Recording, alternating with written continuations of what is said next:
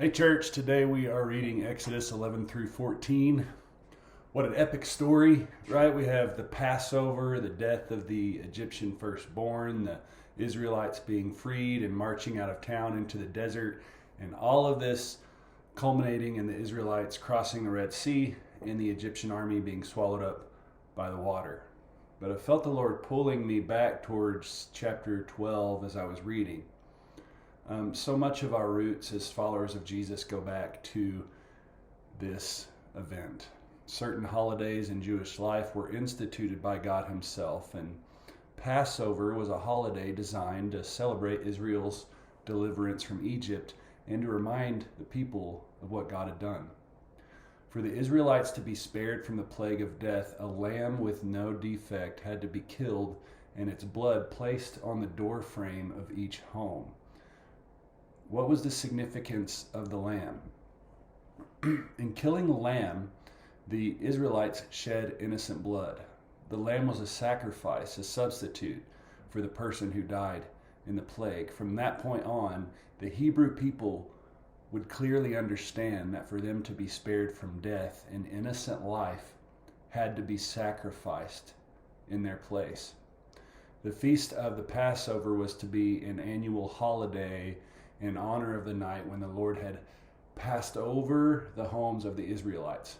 The Hebrews followed God's instructions by placing the blood of a lamb on the door frames of their homes.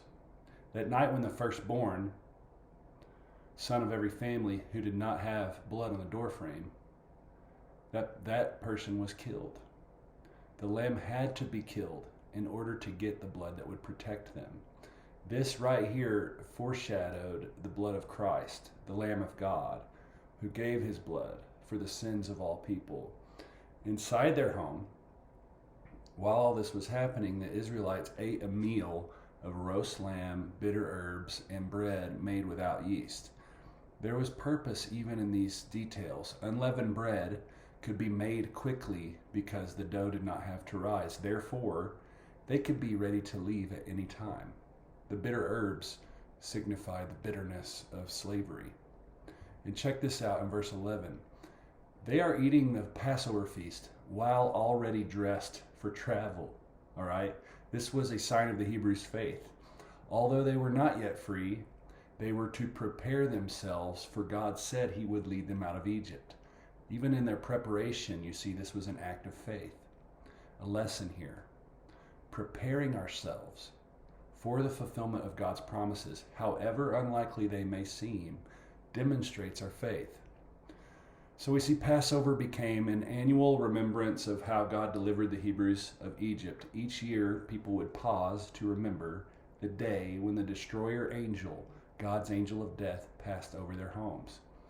They gave thanks to God for saving them from death and bringing them out of the land of slavery and sin. In summary, believer, we have experienced a day of deliverance as well. The day we were delivered from spiritual death and slavery to sin. The Lord's Supper or communion is our Passover remembrance of our new life and freedom from sin. The next time struggles and trials come, remember, God has delivered you in the past, and focus on His promise of new life with Him. Peace be with you.